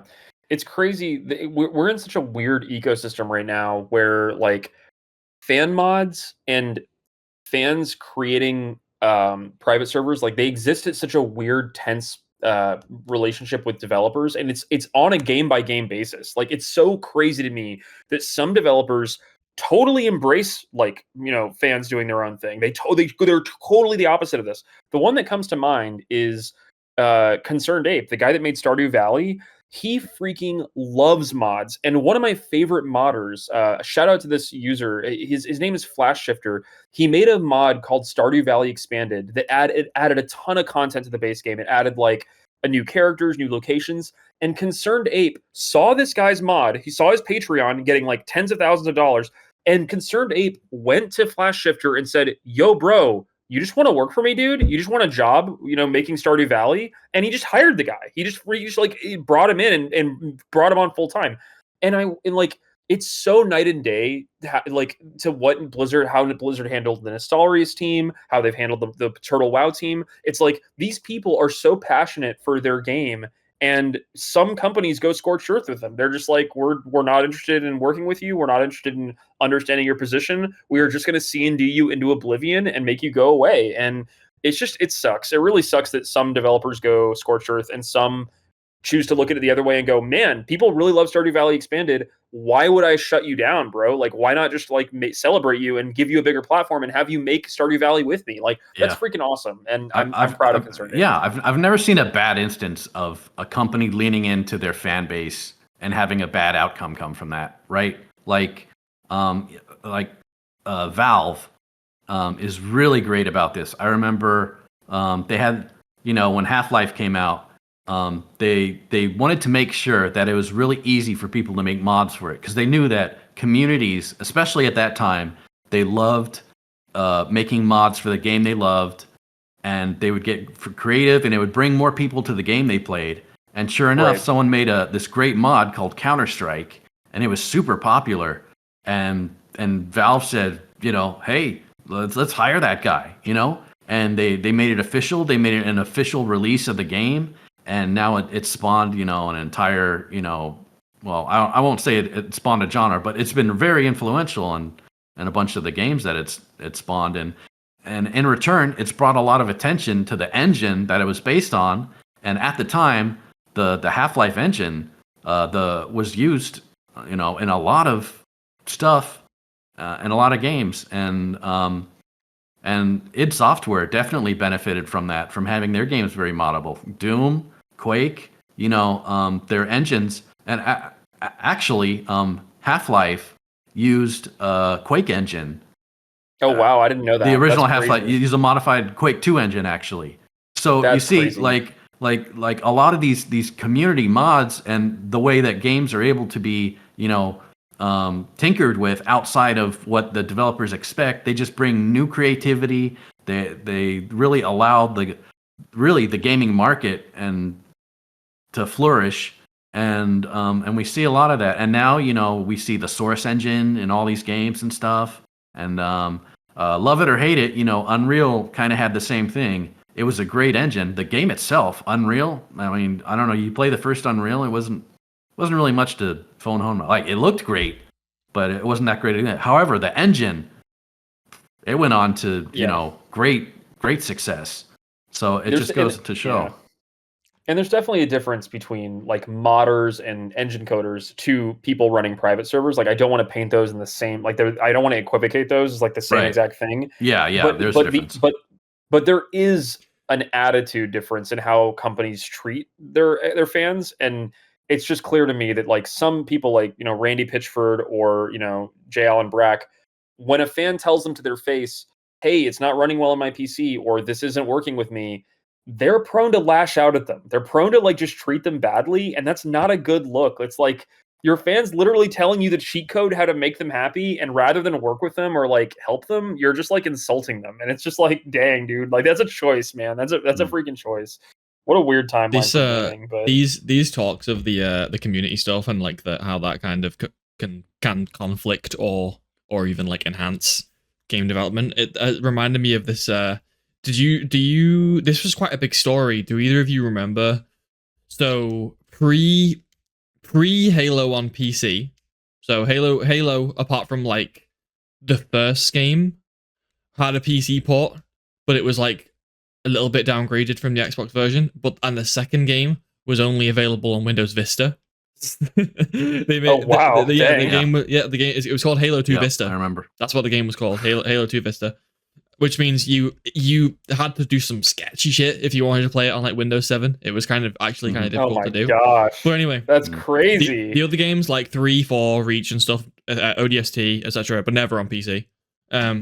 Until the Master Chief Collection came out on PC, which was like 2019 or 2020 around that time. But in like 2018, or might have been late 2017, these modders called El Dorito, like Dorito, but it's like Dew, like Mountain Dew. Classic name, classic name right there. And and they. Are you familiar with this, Peter? Did you like recognize that name? I've heard of it.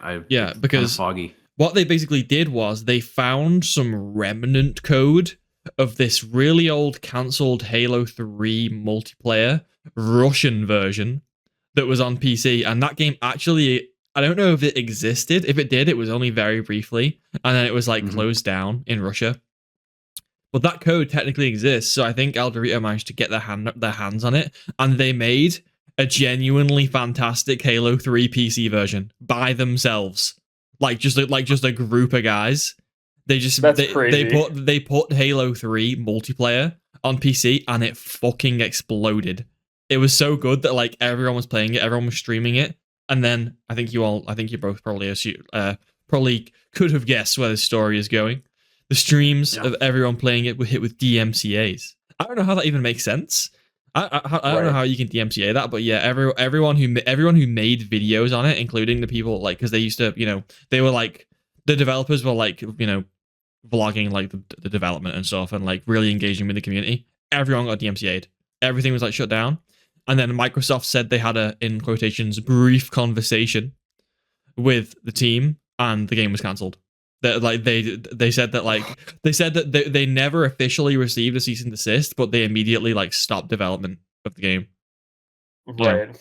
And then obviously a year later or 2 years later, they'd go on to release MTC on PC. Oh, of course. Again, one of the big, like as you kind of got at with the with the last examples, I think the El Dorito was a big push for making sure that like MCC did get put out. I'm sure they were already thinking about it anyway, but that must have like been the nail in the coffin. Like someone made a shoddy Halo 3 mod on PC, and it's like it has like every like Halo YouTuber is playing it, like everyone's watching it. It's got an insane amount of players. So that was definitely the nail in the coffin in terms of like, okay, we need to put this on PC. Actually, that's another thing. You know what that reminds me of? This is pretty recent. Someone found a way to like take the Nintendo 64 games, like the actual code, and turn it into like native code to run in Windows. Because for like emulators have been around forever, but like they emulate, they try to that's different, right? Simulate what the hardware is. It just takes it takes the code and it natively runs it in the system, so it runs great. It's stable. It performs well. It's efficient, and like it's something that users have, and really just emulation in general. If I could just touch on that, how great a community it is that there's all these games that have been that would have been lost in time forever if it wasn't for the emulation community keeping these games alive. And now you don't need to look for some hardware that's going to be overpriced because someone's charging an arm and a leg for it. Right. And you're still able to play these games even if they never released in your country. And and when you think about it, they're not selling the consoles, they're not selling the games anymore. You can't buy them legitimately. You'd have to buy them second market, in which case the company isn't getting any of the money. If I sell my old Nintendo console to my friend, I'm not going to send a check to Nintendo, So the original manufacturers aren't getting the money for it. These games are only existing because people are keeping them alive. The game preservation ramifications or emulation is amazing, but it also just goes to show that the community can make these awesome emulators so great that we've even caught Nintendo actually taking these emulators and these ROMs from these people and putting them in their own products because they're so good. So it's insane. What a weird timeline that we live in, right? Where fans protect the IPs more than the actual brands themselves. What a weird timeline. Yeah, exactly. Yeah. It just shows how much they love the games that they're willing to go through with that. And it was the same thing with the private servers.